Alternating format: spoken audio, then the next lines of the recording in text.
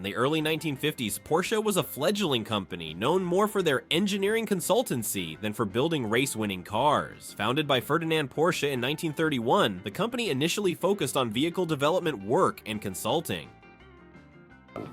To the engine, to the brakes, and to the car itself. They even contributed to the design of the iconic Volkswagen Beetle, but their ambitions didn't stop at road cars. They wanted to prove themselves on the racetrack. Their first attempt at racing came with the Porsche 356, a modest sports car with a small, air-cooled engine. The 356 was a lightweight, nimble car, but it was nothing like the roaring V12s of Ferrari or the high-performance machines from Mercedes. Still, Porsche had something different, a focus on lightweight design and handling precision, qualities that would become their hallmark. In 1951, Porsche entered the 24 Hours of Le Mans for the first time, competing in the smaller engine classes, while Ferrari was battling for overall victories with their powerful 166mm Barchetta. Porsche quietly focused on their class, aiming to perfect their craft. That year, they achieved a class win, marking their first step into the world of endurance racing. This victory was more than just a trophy. It was a statement that Porsche was here to compete, even if they were starting small. The turning point for Porsche came in the early 1960s with the introduction of the Porsche 904, also known as the Carrera GTS. This car was designed under the guidance of Ferdinand Butzi Porsche, Ferdinand Porsche's grandson,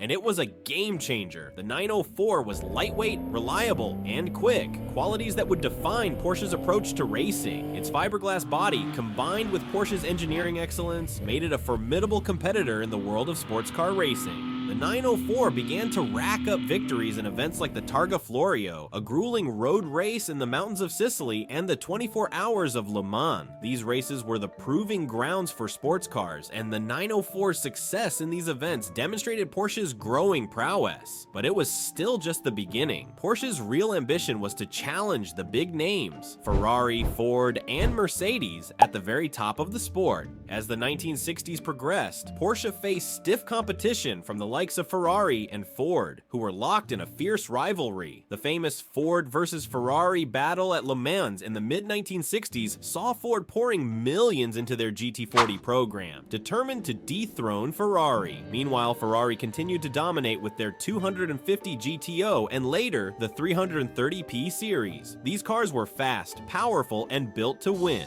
Porsche, however, took a different approach. While Ferrari and Ford were engaged in a high-stakes arms race, Porsche focused on innovation and efficiency. They introduced the Porsche 906 in 1966, followed by the 907 and 908, each iteration refining their formula of lightweight aerodynamic design combined with reliable powertrains. These cars began to chip away at the dominance of the larger manufacturers, securing class wins and podium finishes. But it was the Porsche 917, introduced in 1969, that would cement Porsche's place in racing history. The 917 was designed specifically to take on the big guns at Le Mans, where Ferrari had dominated for years. The car was a technological marvel, featuring a flat 12 engine that produced over 600 horsepower, all wrapped in a sleek aerodynamic body. But the 917 wasn't just about raw power, it was also incredibly light thanks to its advanced materials and engineering. In 1970, after years of development and a near-obsessive focus on reliability and speed, Porsche finally won the 24 Hours of Le Mans outright with the 917. This victory was a watershed moment for Porsche, as they not only beat Ferrari but also established themselves as a serious contender in endurance racing. The following year, Porsche repeated their success, dominating the race and proving that their victory was no fluke.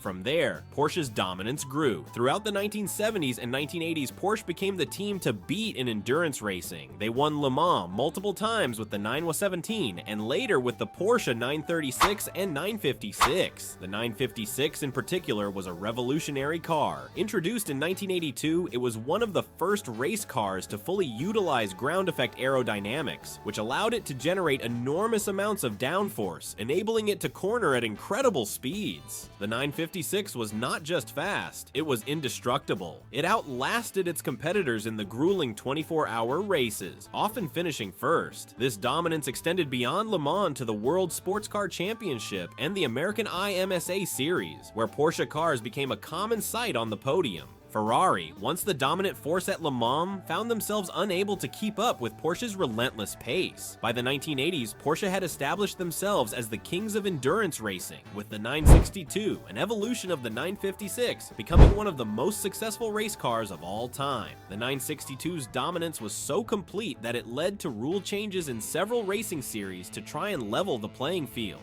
But Porsche's success wasn't just about building fast cars. It was about their philosophy. They focused on efficiency, reliability, and innovation, qualities that allowed them to outlast and outsmart their rivals. While others focused on raw power, Porsche perfected the balance between speed and durability, a combination that proved unbeatable on the track. This approach was not just about winning races, it was about setting new standards in engineering and design, standards that would influence the entire automotive industry. However, Porsche's story didn't end in the 1980s. As the world of motorsport evolved, so did Porsche. The 1990s brought new challenges and new competitors, but Porsche remained a dominant force. In 1996, they introduced the Porsche 911 GT1, a car that combined the best of both worlds, a road-legal supercar that could compete on the track. The GT1 was a direct response to rivals like Mercedes-Benz and McLaren, who were pushing the boundaries of what a racing car could be. The GT1's victory at Le Mans in 1998 was a testament to Porsche's ability to adapt and innovate. The car's design was a masterclass in engineering, featuring a carbon fiber chassis, a twin turbocharged flat-six engine, and advanced aerodynamics. This was a car that could take on the world's best and come out on top, proving once again that Porsche was at the cutting edge of racing technology.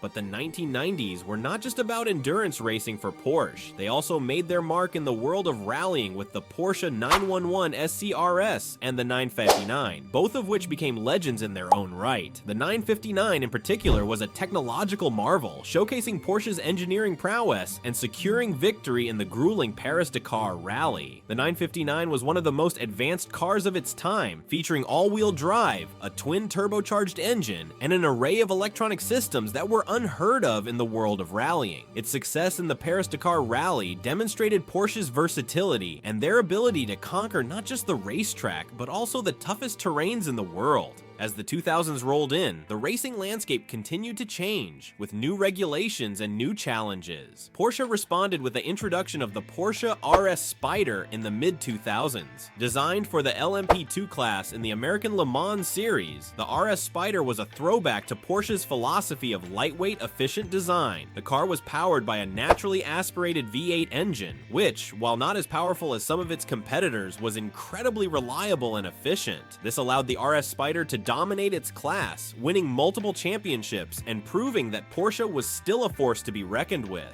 But perhaps the most significant chapter in Porsche's recent racing history began in 2014, with their return to the top-tier LMP1 class at Le Mans after a 16-year absence. Porsche came back with the 919 Hybrid, a car that would redefine endurance racing. The 919 Hybrid was a technological tour de force, combining a turbocharged V4 engine with advanced hybrid technology. The car was designed to be as efficient as possible, using its hybrid system to recover energy during braking and then deploy that energy for extra power when needed. The 919 Hybrid's success was immediate. Porsche won the 24 Hours of Le Mans in 2015, 2016, and 2017, solidifying their place at the top of the endurance racing world once again. These victories weren't just about speed, they were about innovation, efficiency, and a relentless pursuit of perfection, qualities that had defined Porsche from the very beginning. The 919 Hybrid was also a statement of intent for Porsche, demonstrating that they were not just resting on their laurels, but were still at the cutting edge of racing technology.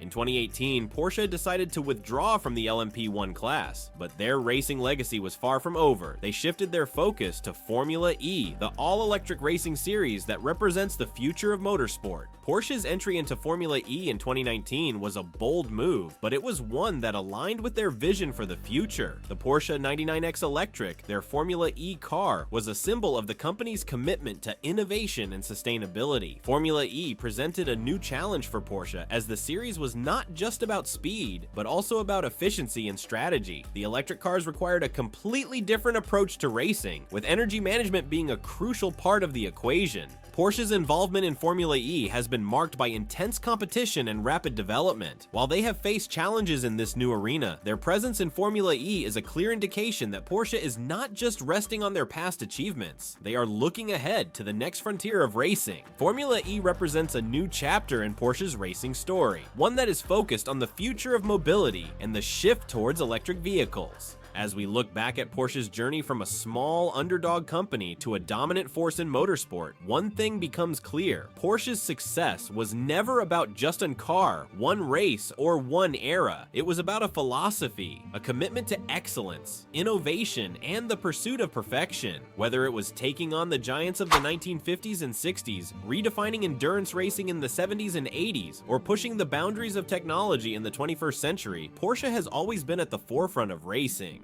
Today, Porsche's racing legacy is unmatched. With over 19 overall victories at Le Mans, countless championships, and a reputation for building some of the most iconic race cars in history, Porsche has truly conquered the racing world. But as they continue to innovate and evolve, one thing is certain: Porsche's story is far from over. The company that once started as an underdog has become a symbol of what can be achieved with passion, innovation, and an unyielding drive to be the best. And as they continue to compete in the ever-changing world of motorsport, Porsche will undoubtedly continue to shape the future of racing for years to come. If you enjoyed this video, make sure to subscribe for more. Let us know any stories you want next.